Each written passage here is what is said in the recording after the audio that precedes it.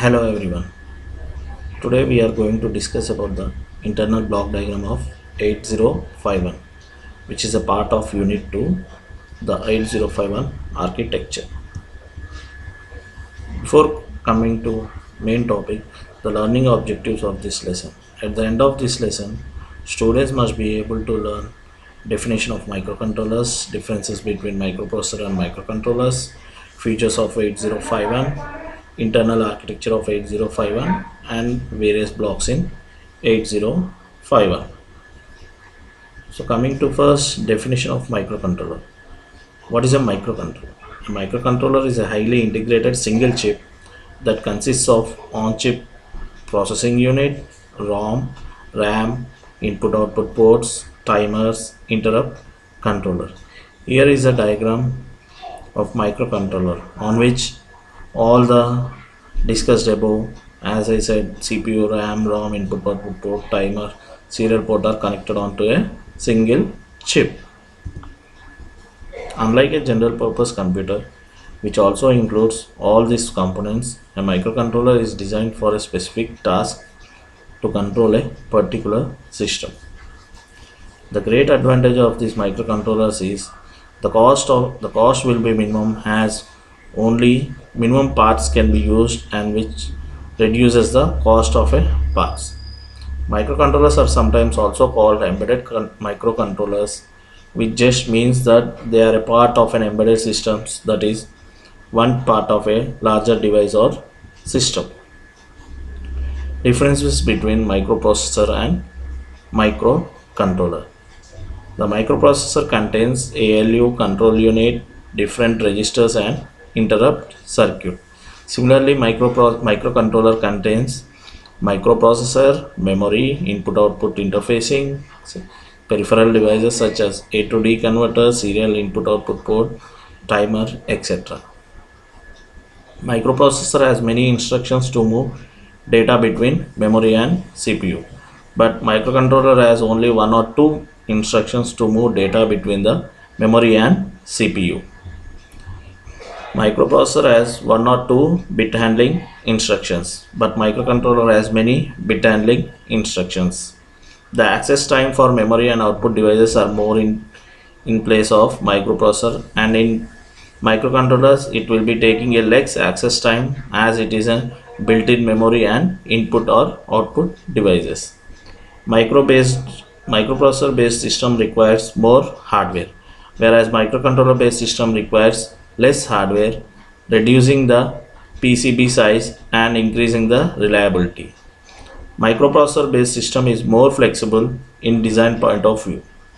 Microcontroller based system is less flexible in design point of view. Microprocessor has single memory map for data and code, but microcontroller has separate memory map for data and code. Less number of pins are multifunction in microprocessor, but more number of pins are multifunction in microcontrollers. Features of 8051 microcontrollers. 8051 microcontroller is an 8-bit microcontroller. It has 8-bit data bus and 16-bit address bus. The internal ROM size is 4 kilobytes and internal RAM size is 128 bytes.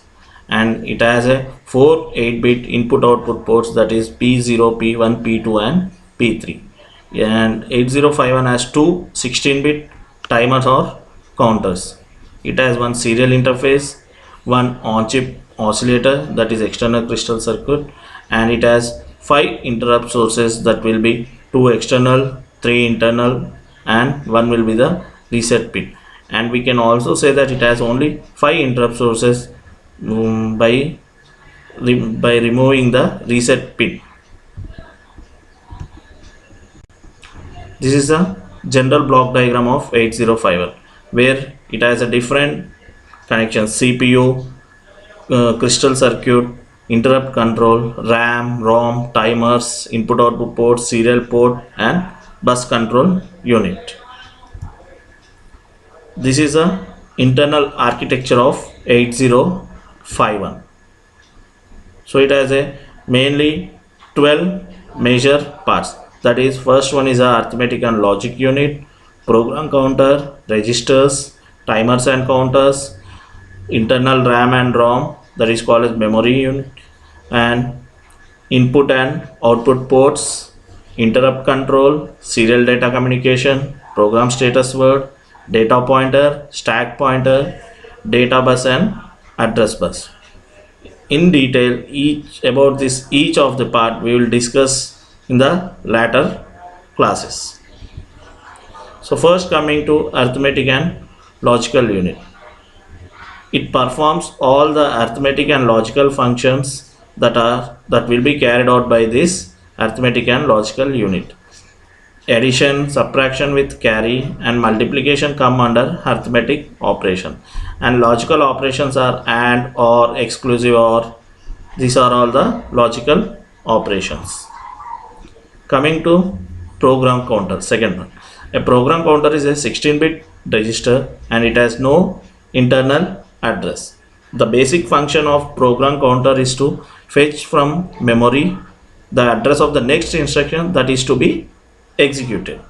Here the program counter holds the address of the next instruction residing in the memory, and when a command is encountered it produces that instruction.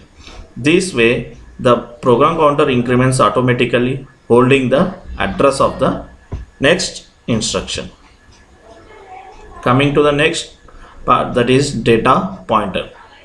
In short form it is DPTR.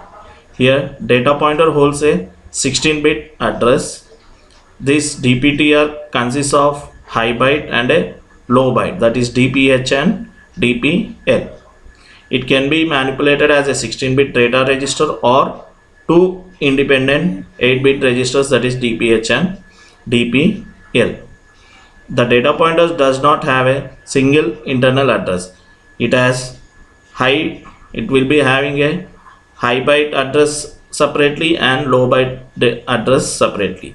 The DPH will be having the address from 83H and the DPL will be having the address starting from 82H. Coming to the next part, that is data bus and address buses. Here, what is a bus? A bus is a group of wires using which data can be transferred from one location to the another location within a system. Here, buses reduce the number of paths or cables that need to be set up connection between the components. There are mainly two kinds of buses here: data bus and address bus. Data bus. The purpose of data bus is to transfer data. It acts as an electronic channel using which data travels. And coming to the address bus. The purpose of this address bus is to transfer information but not data. The information tells from where within the components the data should be sent to or received from. Coming to the next topic, registers. Here these registers are usually known as data storage devices. 8051 has mainly two registers, namely register A and register B. Here the register A is also called as accumulator, while register B functions as a general purpose registers. These registers are used to store the output of the mathematical and logical instructions. Coming to the register A, or it is also called as accumulator. The accumulator sometimes refers to as register A. It holds the results of most of the arithmetic and logical operations. Accumulator is usually accessed by direct addressing and its physical address is from E0H. Accumulator is both bit addressable and byte addressable. So to access the first bit, that is bit 0, or to access the accumulator as a single byte, all 8 bit at once, you may use the same physical address E0H. But if you want to access the second bit, that is bit 1, you may use E1H, and for third bit E2H, and so on. Next, coming to register B. The major purpose of this register is in executing multiplication and division. The 8051 microcontroller has single instruction for multiplication and division. So when this instruction is executed, data inside A and data inside B is multiplied and the answer is stored in register A. Here the register B is also a byte addressable and bit addressable. The starting address is from F0H. And coming to the next registers, that is special function registers. 8051 has 7 special function registers, that is SFRs. They are serial port data buffer, SBUF, timer or counter control TCON, timer or counter mode control TMOD register, SCON, serial port control register, power control PCON register, interrupt priority register, IP interrupt enable register, that is IE.